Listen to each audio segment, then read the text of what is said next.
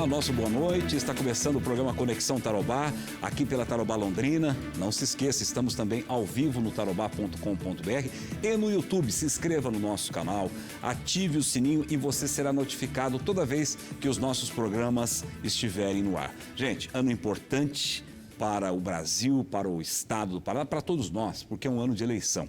E para falar sobre esse assunto, nós convidamos o presidente do Tribunal Regional Eleitoral do Paraná, o desembargador Luciano Carrasco, que vai bater um papo comigo aqui nessa noite de sábado. Desembargador, boa noite, um prazer em recebê-lo aqui. Boa noite, prazer é meu comparecer aqui atendendo esse convite para falar da eleição desse ano. Eleição totalmente digitalizada, né? Totalmente online. Digitalizada, online, online não. A urna eletrônica não tem internet, é só intranet, mas tudo é voto eletrônico e a campanha também eletrônica. E os equipamentos já estão todos prontos, preparados, ou ainda temos aí tudo sendo preparado, passo a passo? Tudo sendo preparado, estruturado, testando todas as urnas. Nós temos mais de 30 mil urnas no Paraná, para 25 mil sessões eleitorais. Todas elas estão sendo testadas, retestadas, para dar tudo certo no dia da eleição. Nós acabamos de sair aí, Luciano, do recadastramento dos eleitores, né? Sim. Quem tinha pendências para regularizar, isso foi feito com sucesso? Como é que foi esse processo aí? Dia 6 de maio o cadastro foi encerrado.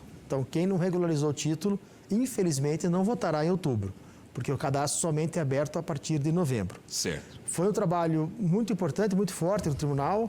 Tivemos hoje mais de 140 mil títulos regularizados, 40 mil títulos novos realizados da população, que vai de 15 a 17 anos. Bacana. Foi um dado interessante. E acredito que com um número que vai se fechar agora em junho, mas os dados que nós já temos, o Paraná já é o quinto maior eleitorado do Brasil, com 8.550.000 eleitores para mais. Sim. Ultrapassamos o Rio Grande do Sul. Olha só. Londrina, perdemos Rio, São Paulo, Minas, Rio e Bahia são os maiores eleitorados que o do Paraná. Que coisa, o Paraná vem crescendo muito. Muito, né? muito. Maior do sul do Brasil. Sim. O que aumenta a responsabilidade do TRE para fazer essa eleição. E Londrina continua, acredito, com quase 400 mil eleitores. Perfeito. O Londrina tem o segundo maior colégio. O segundo maior colégio eleitoral do Paraná. Isso merece uma atenção especial da Justiça Eleitoral para o interior do Estado? Todo voto importa. Então, o eleitor de Londrina ou de Guaravera tem o mesmo peso. Fique tranquilo, o Londrina tem importância, evidente, é o segundo maior colégio eleitoral do Paraná, a estrutura é direcionada para isso, mas o eleitor de Guaravera, da Varta, ele vai ter a mesma atenção da Justiça Eleitoral. Tamarana, Varta, Lerrovilha, todos eles terão a mesma atenção. Perfeito. Desembargador, e qual é o staff, né, o cast que a Justiça Eleitoral mobiliza no Estado do Paraná? Da parte da Justiça Eleitoral, juízes, promotores, enfim, toda a equipe, quantas pessoas estão envolvidas nesse processo? Entre juízes, são 186 juízes eleitorais, mais os 14 integrantes do Tribunal de Justiça, do TRE, 7 que atuam diretamente na eleição. Além dos servidores, que são mais de 700, do TRE, mais os milhares de servidores eleitorais que nós temos nas zonas eleitorais, temos ainda os mesários, aquele povo que auxilia a eleição, dia de eleição, que são mais de 107 mil pessoas no estado inteiro. E os mesários, muitos deles são aí, podemos dizer, alguns são decanos. Vários atuam em muitas eleições, o que deixa o TRE muito feliz, muito orgulhoso até, porque se a pessoa trabalha toda eleição, ela gosta e confia no sistema, então ela trabalha com boa vontade. E tem aqueles que são convocados, que agora serão convocados até nos próximos dias, para atender a chamada da Justiça Eleitoral.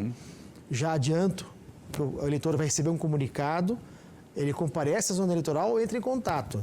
Não vai ter pedido de link, não vai ter pedido de algum dado pessoal para evitar qualquer golpe. Tá? Nos próximos dias, os mesários. E tem aqueles mesários voluntários, que se apresentam com bastante intensidade no Paraná, é um número razoável até que nós temos, que auxiliam na eleição, no dia da eleição. Perfeito. Desembargador, nós temos, pela nossa legislação, aqueles eleitores que nós poderíamos dizer, bem entre aspas, assim, são obrigados, né, a votar. Vou colocar entre aspas. Mas tem aqueles que estão desobrigados de votar, mas mesmo assim gostam de participar das eleições. Quem são esses eleitores aí, abaixo e acima da faixa etária? Vamos lá. o jovem ele participa da eleição. Houve um crescimento nessa eleição, nesse dado que eu passei agora há pouco de 40 mil, mais de 40 mil eleitores novos nessa eleição. Mas o que mais chama atenção é o eleitor, eu chamo da terceira idade, ou o eleitor prateado, que nós chamamos na TRE, que é o eleitor 60 mais, 70 mais, que ele não precisa mais votar. Além dele ser mais engajado, é interessante que a menor abstenção que tem é nessa faixa.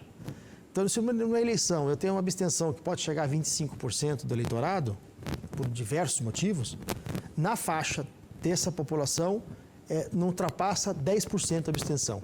Eles são muito mais engajados, eles são muito mais fiéis, eles vão na urna, acordam no dia da eleição, pega seu título, pega seu documento, vai ao local de votação, porque ele gosta de participar mais ativamente do processo eleitoral. Perfeito, isso é muito bom, né? É muito importante, é muito bom. Todo voto importa, mas os deles, eles dão um valor maior ainda a essa situação. Eu não sei se é uma percepção minha, desembargador, que demora um pouco para as pessoas estabelecerem uma conexão do que ela vive no dia a dia, o buraco na rua, o mato alto na esquina, não é? A discussão política do país com a eleição, não é? E essa não tem uma ligação mais íntima, um momento mais do cidadão do que a eleição. Não tem. O eleitor ele sabe da importância da sua participação política.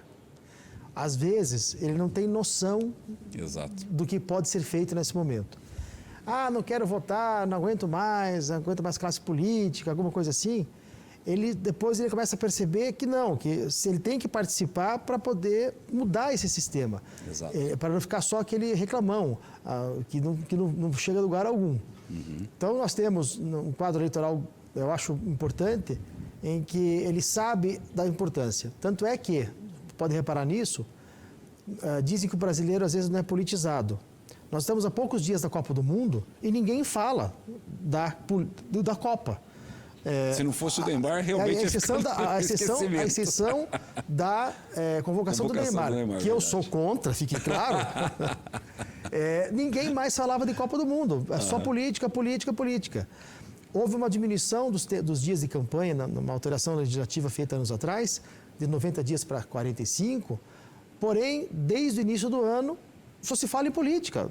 Quem vai ser candidato, quem não será, se o fulano vai cair, não vai. O senhor acha que esse é o lado bom, entre aspas, da polarização? Porque a polarização veio, é uma realidade hoje, né? Eu não vou trazer polarização pelo seguinte, tirando 89, que foi a primeira eleição presidencial pós a reabertura, redemocratização, sempre a eleição ficou entre dois candidatos. FHC e Lula, depois Lula e Serra, Lula e Alckmin, e assim foi. Dilma e Aécio. Depois, e assim sucessivamente. Depois veio o Bolsonaro, né? Aí o Temer ficou um período. Depois Bolsonaro e Lula. Bolsonaro e Lula. Então, Bolsonaro e Haddad. Mas o Lula se inscreveu. E depois, e aí veio Bolsonaro e Lula. E Bolsonaro depois. Exato. Então, sempre se tornou duas fortes. O que se fala da polarização hoje é que são muito mais extremados os comportamentos. São muito mais fortes o comportamento, o comportamento das perfeito. Candidaturas. Em que não há, em alguns casos, ele se perde a capacidade de dialogar em prol da sociedade para tentar calar o outro. Exato. Você não tem razão, preciso, alguma expressão que alguns usam, que é lacrar. Preciso lacrar o outro. Não. E é isso que tornou mais forte essa polarização. Perfeito. Você acha que qual vai ser, na sua opinião, o grande desafio da Justiça Eleitoral que tem que acompanhar e colocar as regras no jogo, né? Estabelecer as regras do jogo? O TRE tem que garantir a lisura do pleito, que é o que vai ser feito. Garantir que a vontade do eleitor colocada na urna prevaleça na maioria. É isso que o TRE tem que fazer e será feito assim. Para isso, o maior foco do TRE hoje é a inteligência artificial mal usada. Nós temos que ter vários critérios, vários problemas a serem resolvidos. Resoluções feitas pelo TSE já disciplinaram como é que funciona isso. E é nesse ponto que o TRE vai trabalhar muito forte para que o eleitor não seja induzido em erro, não seja enganado. E as ferramentas serão ferramentas eficientes, atualizadas, porque é impressionante o disparo, né, de mensagens que começam já na pré-campanha, né? Que é o momento que a gente está vivendo. Eu trabalho com duas frentes. Quando a propaganda, a inteligência artificial, ela tem que ser identificada como tal. A pessoa que recebe esse vídeo, esse áudio, ela tem que tomar a cautela, o desafio de duvidar de tudo. Então, um vídeo que traz uma informação, sempre é razoável isso, essa propaganda, uma informação exagerada, sempre vem uma teoria da conspiração junto ali naquela informação, um vídeo falso de alguém falando alguma coisa que não falou, alguma informação errada, alguém pedindo voto de maneira para outra pessoa que não candidato, para provocar um problema.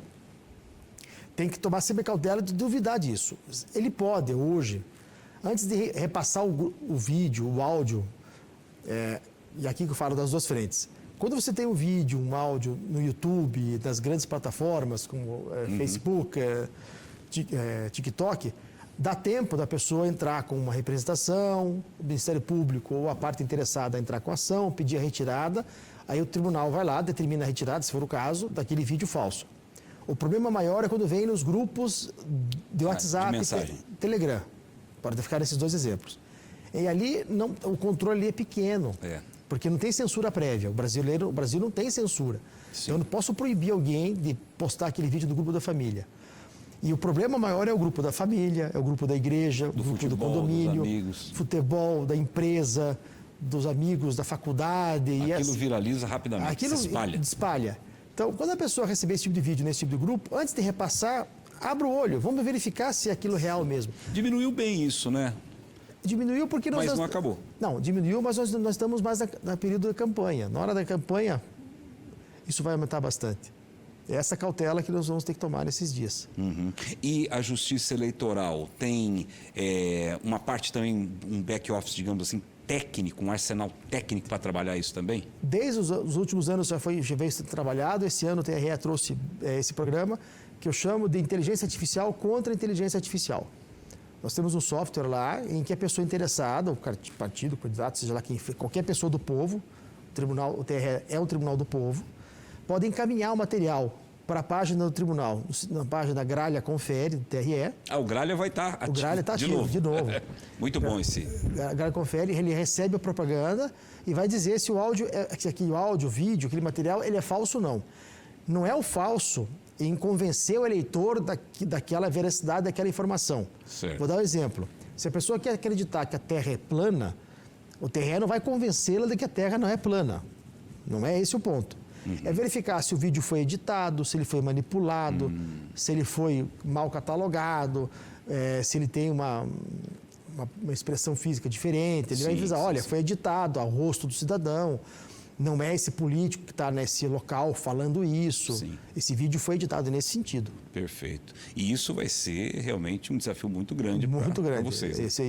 Tanto é que esse aparato já foi feito para não só ajudar a população no caráter de uma educação midiática, para entender como é que funciona a mídia, como para as juízas que farão a propaganda auxiliar no TRE, que vão conduzir esse tipo de propaganda. Muito bem. Nós vamos para um rápido intervalo, desembargador. E na volta vamos falar mais sobre isso. Tem prazos ainda até chegarmos lá em outubro.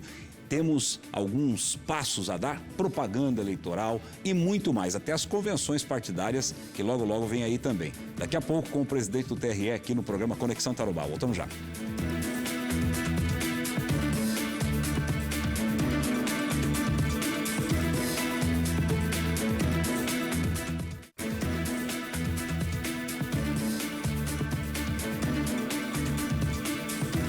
Estamos de volta com o nosso Conexão Tarobá, aqui no 13.1, Band Tarobá, Tarobá Band. Estamos ao vivo também no nosso portal, tarobá.com.br. Tem um aplicativo da Tarobá para você baixar também no seu smartphone e acompanhar todo o nosso conteúdo online, acompanhar o nosso conteúdo aqui na Tarobá. E hoje, falando sobre eleições, com o presidente do Tribunal Regional Eleitoral do Estado do Paraná, o desembargador Luciano Carrasco. Luciano, urnas eletrônicas, não é? Houve atualizações, porque foi um grande debate, foi notícia falsa, fake news em relação à urna eletrônica, manipulação, tentativas, né, de desacreditar o trabalho, desacreditar um equipamento que vem dando certo há tantas eleições. Desde quando a urna eletrônica está funcionando no Brasil? Esse ano, a urna eletrônica completa 30 anos de uso no Brasil. 30 anos. E nesse período todo, o que me deixa tranquilo para dizer isso, nunca se evidenciou uma fraude em um voto qualquer. Nunca se provou, se falou nada, indicando que um voto tenha sido desviado. Toda pessoa que critica a urna, que tem essa narrativa, ele traz um contexto, ele joga uma dúvida. Ele nunca traz uma certeza, porque não tem certeza. Ele só quer... Não tem uma materialidade. Nenhuma. Não existe isso. Então, isso eu fico tranquilo. Acabou aquela confusão do voto impresso antiga, com confusões de apuração, demora de apuração, pessoa que trocava o voto em urna. Nós sabemos todas as histórias boas e tristes que tinha na antiga apuração. E isso, a urna eletrônica veio para sacramentar e resolver esse problema. Isso está, como é que eu posso dizer? Está fora de pauta, fora de cogitação. Isso não me preocupa porque, além de ter esse histórico todo da urna, o TRE trabalha, e eu exijo isso no tribunal lá, com transparência total. Então, na hora de carregar as urnas, conferir as urnas, auditar as urnas, chamo todos os envolvidos, qualquer pessoa do povo que, se quiser, pode comparecer à zona eleitoral, ao TRE, para verificar isso. Se ele quiser comparecer, como é que carrega a urna? Está aqui o flashcard, está aqui o dado, confere. No dia da eleição, é exposto o extrato com a zerésima, depois é exposto o extrato com o resultado da urna. A pessoa pode somar o voto depois, então não tem como alterar a soma dos votos depois. Isso não existe, isso é uma loucura, quem diz isso aí. Então, eu estou tranquilo. E o próprio partido político, né? Inclusive de quem até já questionou, acompanha ali. Acompanha. Quem questiona pode ir lá acompanhar. E às vezes eu fico chateado porque você chama esse candidato nessa hora, ele não vai. Não comparece, não vê e depois lança uma dúvida. Que é um estereótipo que ele criou ali para fazer uma narrativa num lixo eleitoral que ele acha que tem voto ali. É o direito dele fazer o quê? Sim. Mas estou tranquilo com relação à urna. E o interessante, né, porque nas eleições proporcionais, principalmente as municipais ali, né, para vereador, prefeito e tal, o vereador, ele tem o nicho dele, né? O vereador tem essa característica, a eleição para o vereador tem essa característica. Às vezes no bairro ele tem mais votos, numa região da cidade ele tem mais votos. E eles não lançam dúvidas sobre isso, porque depois eles conferem lá o... Eles têm uma noção do que está acontecendo. Exato, tem noção. É essa palavra. E todo político tem essa noção. Mas quem fala isso é que não aceitou a derrota. É só isso. Sim. Ele fica bravinho, desculpa a expressão, Sim. Ele ficou bravinho que perdeu a eleição e joga essa dúvida. Vai ter que achar um culpado. É um jogo culpado. E é ruim isso, porque ele critica a instituição que está ali trabalhando para todo mundo, não só para A, B ou C. A Justiça Eleitoral trabalha para todos os eleitores. Exato. E é isso que quem joga esse tipo de narrativa não trabalha a favor do sistema. E o senhor sabe que interessante, desembargador, que quando eu já estou há mais de 30 anos também fazendo cobertura de eleições, debates e tudo mais, os primeiros juízes que eu entrevistei, quando a gente fazia esse tipo de bate-papo, as preocupações eram outras, né? Obviamente, até pela questão histórica aí. Mas uma das preocupações dos juízes era se o eleitor ia votar certo, não votar certo no candidato certo. Porque numa eleição como essa, eleições gerais, você tem várias eleições, né? É eleição para presidente, eleição para senador. O que aparece primeiro lá? Então eles tinham preocupação do eleitor votar muito rápido e de repente ele não consolidar aquele desejo dele. Passou ali de deputado estadual para deputado federal, um é 4 dígitos, outro 5 dígitos, sabe essa coisa? Sim. Era essa preocupação. Olha, por favor, esperem concluir o processo. Lembra disso? Lembro. Essa preocupação continua. Tanto é que o TRE, nessa gestão, que começou em fevereiro agora, comigo no TRE, já autorizei, está sendo distribuído em todas as zonas eleitorais, colinhas da Justiça Eleitoral para que o eleitor coloque ali seu número e no dia da votação facilite a votação. Certo. Tem que votar para deputado federal, deputado estadual. E um lembrete dessa ano, são 2 senadores. Então ele não consegue votar 2 vezes no mesmo senador. Ele tem que votar em 2 senadores. Certo. Vota nulo, mas ele pode votar 2 senadores. Não adianta votar 2 vezes no mesmo, que não vai computar o voto 2 vezes. Isso é importante. Do mesmo jeito que não adianta votar na legenda, que não vai entrar no partido. Tem que ser no senador. Perfeito. É essa a regra. Depois, o governador e o presidente da República. Não pode entrar na urna de votação com óculos da Meta, com câmera, esse tipo de coisa. Não vai poder entrar com celular, evidentemente, para não filmar o voto. Isso já é, né? E isso é uma segurança do próprio eleitor. Para evitar que alguém cobre dele depois, uma milícia, um bandido, alguma coisa assim. Não votou no nosso candidato. Isso, não votou, quero ver, quero que você prove que votou no meu. Isso é para isso que se evita, para proteger o eleitor. Aliás, desembargador, o senhor tocou numa coisa muito importante, que é a tal da compra de voto, a manipulação, que a gente sabe que muita gente tenta fazer isso, né? Quando a Justiça Eleitoral pega, é crime eleitoral, sim. Há prisões, né? Já houve flagrantes, inclusive. Sim. Como é que vocês vão trabalhar essa questão? Fiscalizar? Qual é o olho que a Justiça Eleitoral terá para cobrir tanta coisa? O mesmo que tem estruturado a todas as eleições. Os juízes estão orientados com o poder de polícia. Já fiz várias reuniões com o comando da Polícia Militar, Polícia Federal, Polícia Civil, para equacionar essa atuação. As cidades que terão mais ajuda, porque às vezes tem locais pequenos que dão mais problemas, vamos chamar assim, tem uma situação mais sensível.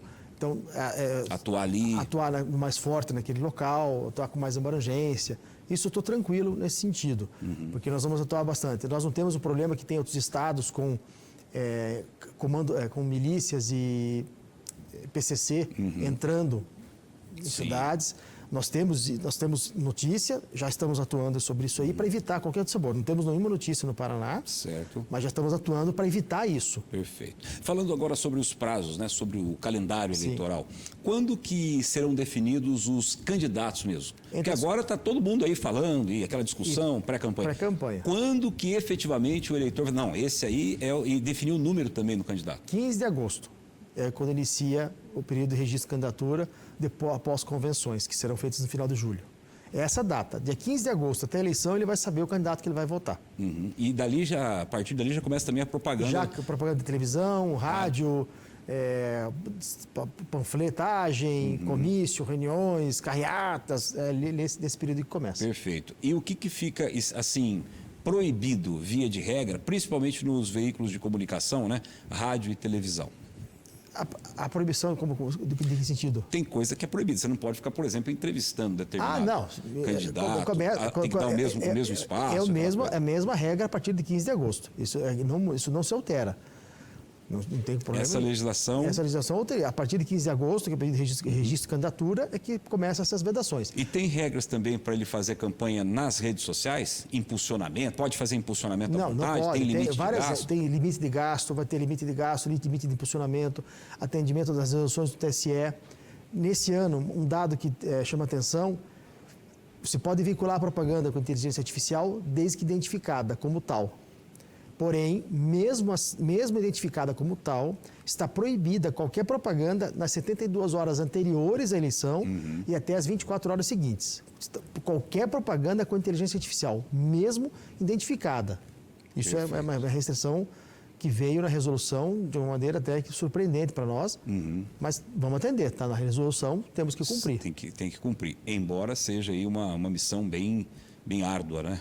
Mas quando a pessoa veicula, tem como fazer a distribuição de material, de investigação, de onde é que veio o IP, o URL, vai atrás. Isso o tribunal está já preparado para isso. O senhor mencionou a parte de segurança, Polícia Militar, sempre grandes parceiros, né? Polícia Militar sempre foi uma grande parceira da Justiça Eleitoral, as outras polícias também. Agora, e em relação aos cybercrimes, digamos assim, né? Aqueles digitais, quais são as polícias e os braços auxiliares da Justiça que estarão atentos? Dentro da Polícia Federal, da Polícia Civil, da Militar, já existem equipes preparadas para isso.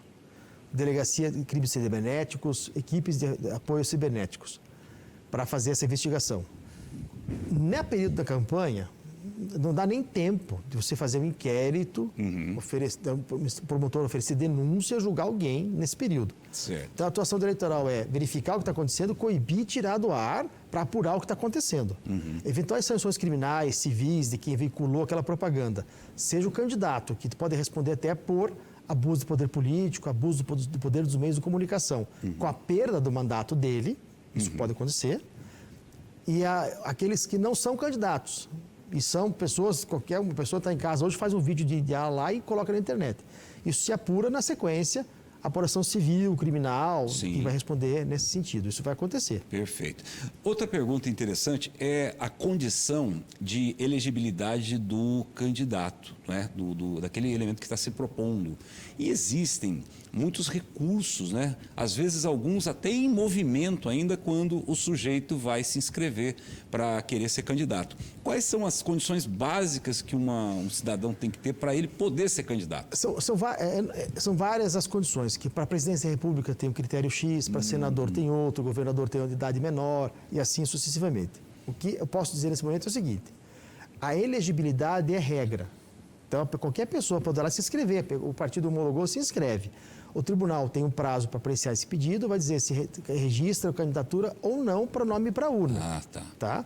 Antigamente, nós tínhamos 90 dias de prazo entre o início da campanha e a eleição. Agora é menos. Agora são 45 dias. Metade do tempo. Então, não vou dizer que é impossível, mas é praticamente impossível você dizer, nesse período, se o nome vai para a urna ou não vai. Exato. Porque é exíguo, tantos dias para impugnar, tantos dias para falar, tantos dias para julgar. Sim. Aí do recurso do tribunal vai para Brasília. Então, esse prazo que ficou menor tornou mais difícil esse julgamento célere, mas ele vai continuar existindo. Daí a parte é impugnada. Tem condenação criminal, tem condenação civil, tem uma condenação eleitoral. Exato. Aí o juiz vai dizer, nosso tribunal vai dizer, não, essa condenação não é suficiente, pode concorrer. Sim. Essa condenação não é suficiente, não pode concorrer, defira o registro e assim vai. Lei da ficha limpa.